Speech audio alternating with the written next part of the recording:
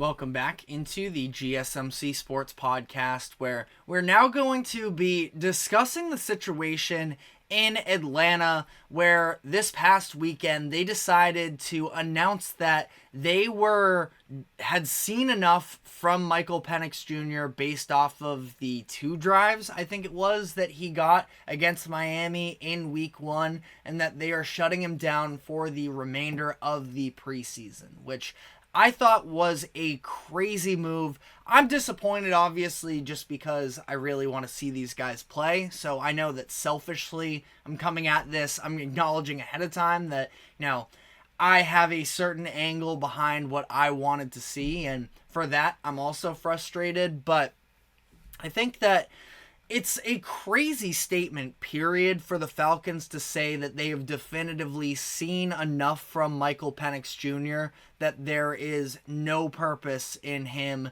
getting more reps and more NFL experience in these preseason games, especially considering the fact that Penix is not the starting quarterback. So it's not like you are gambling on his health, really. Now, to be fair, Michael Penix Jr. does have an extensive injury history. So, and I suppose the Falcons, if that was the case, they probably wouldn't outwardly say, Penix has had injuries before, we don't want to get him injured again. Just kind of gives off the impression that you're coaching scared.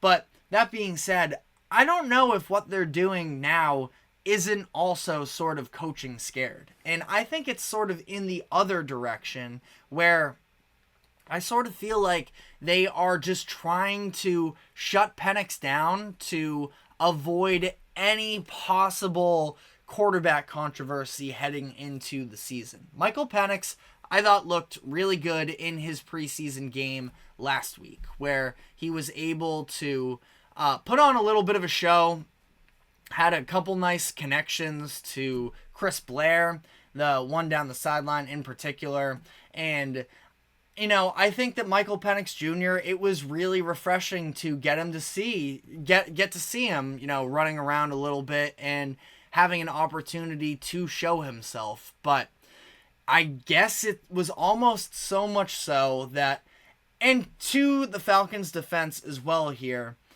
they are coming in an entirely new regime, new head coach, new starting quarterback, new quarterback of the future, and the city of Atlanta doesn't really have all that much loyalty to the guys that are currently in place right now, specifically referring to Raheem Morris, Kirk Cousins, Michael Penix Jr. Falcons fans can feel great about any one of them, but especially if Michael Penix Jr. were to have another couple good preseason games against what would probably be backup defenders, and, Kirk Cousins gets out of the gate a little bit slow, there would definitely be a clamoring in Atlanta, at least within some fans, to start Michael Penix Jr. over Kirk Cousins. But that's not something that they can really afford to have happen, considering the contract that they just gave out to Kirk Cousins, that they are trying to sell fans that, they are building themselves into a contender now. Kirk Cousins should be the one to sufficiently take care of business, and by the time that he's done, the Falcons are going to be in a good enough place that they won't even need another top 10 draft pick, because they'll already have their answer in Michael Penix Jr. And I suppose I understand, like, from that perspective, trying to avoid quarterback controversies is a massive thing. For whatever it's worth, I'm a Patriots fan, and it was 2 mediocre to bad options battling for one another. And also, Kirk Cousins, I think, is way more mentally strong than Mac Jones was during his first few years in New England. But as soon as Mac Jones went down with an injury in 2022, he had the sprained ankle, I believe it was, and Bailey Zappi was able to, put together a couple wins against some really bad teams at the time and ultimately just do enough. That totally restructured the entire way that the Patriots were perceived by a lot of the fan base. And I think that it really got to Mac Jones, that he was getting booed. Bailey Zappi, who was no better than him, was getting cheered for doing basically the exact same thing. And it just led to a very unstable situation in New England. And again, Patriots are just a mess right now. So it goes a little bit beyond that as well. But in Atlanta, and sort of trying to compare that, again, Kirk Cousins, I'm sure at this point in his career, has experienced a lot more of the noise and would be a lot more capable of handling himself in some sort of a quarterback controversy situation. Something you'd like to avoid, though. And I feel like I understand from that perspective. Also, though, again, Michael Penix Jr., he's not going to play for you for years from now anyways. Ultimately, who cares what the fans think to some degree, in terms of, oh, Michael Penix was good against the third stringers. That must mean that he's better than Kirk Cousins, who's been doing this for a decade and just got paid. I think that, the front office should feel stable enough in their decision to sign Kirk Cousins that they can maybe try and develop their top 10 draft pick from this year a little bit in preseason. I really don't think that that's much to ask for at all, especially when you're talking about a drive or two. Like, a couple of weeks from now, nobody will even be remembering what happened in this preseason game. And I don't know. I think that overall here, really disappointing decision from the Falcons. I can understand it from the perspective of trying to save face a little bit, which is a task they kind of set themselves up for, considering they used all of their cap space and their first round draft capital, sort of the two things that fans hold most sacred in terms of off-season moves or any sort of roster transaction.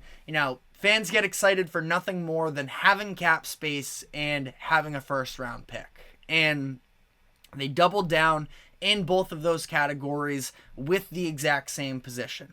Now again, long-term vision, if this works out the way that the Falcons want it to, you can say that it was the right move. But I guess the Falcons just didn't want to sort of fuel that fire earlier than they had to. I'm just disappointed because I was a huge fan of Michael Penix Jr. at the college level. While I had some, concerns to some degree about how he'll be able to transition to the NFL, I'm really rooting for him and I want to support him. And the fact that, the Falcons sort of robbed us fans of that was a little bit disappointing. But let me know what you have to say in the comment section, because again, I understand the reasoning of not wanting to start this quarterback controversy, but at the same time, I think it was kind of soft, and I feel like the Falcons should have just, understood their own internal scouting and development. That's all they should really be worried about, and they should have just played Michael Penix Jr. Let him get the reps, let him have, even if it is very limited, have him get more comfortable with being in an NFL setting. And instead, we got to watch Taylor Heineke run around and sort of, I don't want to disrespect Taylor Heineke for no reason, but at the same time, we saw how that worked last year, and we just know that there is nothing there in terms of being a future starting quarterbacks. But whatever. It is what it is. It's preseason anyways. Maybe I'm making a bigger deal of it than I have to be. But again, let me know what your thoughts are in the comment section. But while we are on the note of the Atlanta Falcons, we are going to be previewing their upcoming season. We are starting off now a preview of the upcoming year for every NFC South team. First off, we have the Falcons. So Michael Penix Jr. might not be playing, but Kirk Cousins obviously is the guy that has a lot of eyes on him this upcoming season as the Falcons move forward with their new regime. So we are going to be talking about their key moves of the offseason, what this new regime looks like with Raheem Morris and Kirk Cousins, and we'll be looking at their very favorable schedule as well to predict what their record will be in this upcoming season. So we will get into all of that, but first a quick break. Don't go anywhere. We will be right back.